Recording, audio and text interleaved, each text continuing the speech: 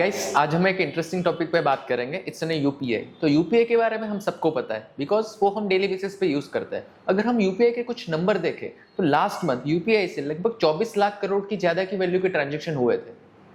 But you know what, currently ये जो UPI का इकोसिस्टम है उसके अंदर कोई भी पैसा नहीं कमा रहा है because UPI is a free service. तो जब भी आप क्यूआर कोड स्कैन करके कोई भी पेमेंट करते हो तो उसके लिए आपको कोई भी एक्स्ट्रा चार्ज पे करने की जरूरत नहीं पड़ती। एंड सामने जो भी मर्चेंट को जो पेमेंट मिल रहा है उसको भी वो पूरा मिल रहा है, उसके पर भी कोई चार्जेस नहीं लगता क्योंकि जो हम एमडीआर बोलते हैं यानी कि मर्चेंट डिस्काउंट रेट वो यूपीआई के अंदर जीरो है।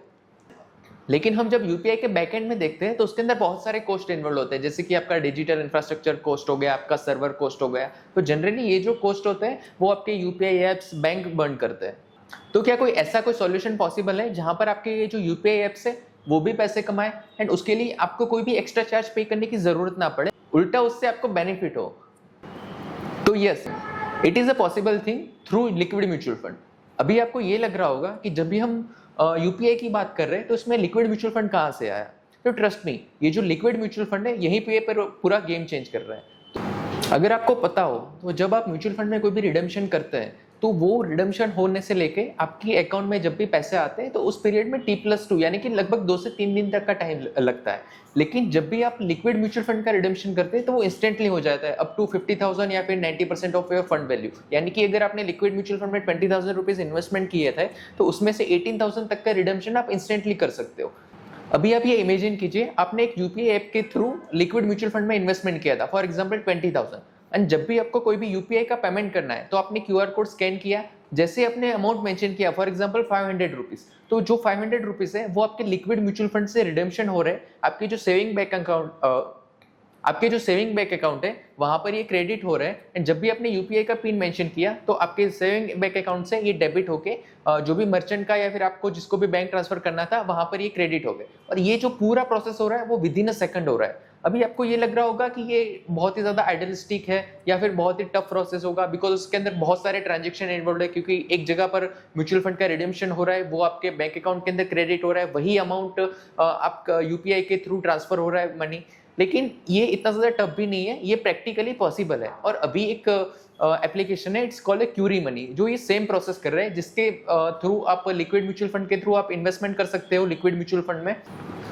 और जब भी आपको कोई भी यूपीआई का पेमेंट करना हो तो लिक्विड म्यूचुअल फंड के थ्रू आप रिडेम्पशन करके वहां पर पेमेंट भी हो सकता है। और ये जो पूरा प्रोसेस हो रहा है वो विद इन अ सेकंड हो रहा है।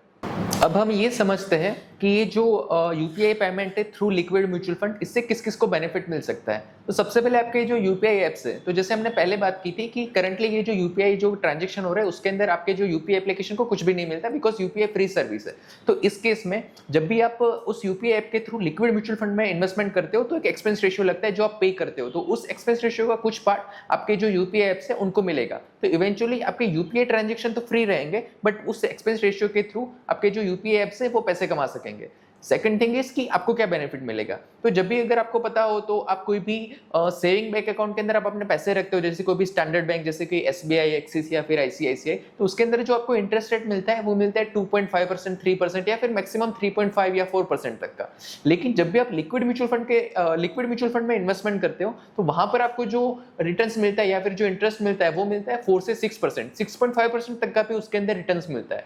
इस तरीके से हम देखें तो जो यूपीआई यूजर है उनको भी बेनिफिट मिल रहा है बिकॉज उनको रिटर्न ज्यादा मिल रहा है, और आपके जो यूपीआई ऐप्स है उनको भी बेनिफिट मिल रहा है बिकॉज यूपीआई ट्रांजैक्शन तो फ्री है बट जो लिक्विड म्यूचुअल फंड का एक्सपेंस रेशियो उसकी वजह से वो भी पैसे कमा पा रहा है। लेकिन इसकी वजह से जो तीसरा इससे सबसे बड़ा बेनिफिट अगर किसी को मिल सकता है तो वो है पूरे म्यूचुअल फंड इकोसिस्टम को। करंटली अगर आपको पता हो तो जो म्यूचुअल फंड के जो यूनिक इन्वेस्टर है इंडिया में वो कुछ 5 करोड़ के आसपास होंगे, लेकिन जो यूपीआई यूजर है इंडिया के अंदर वो है 35 से 40 करोड़।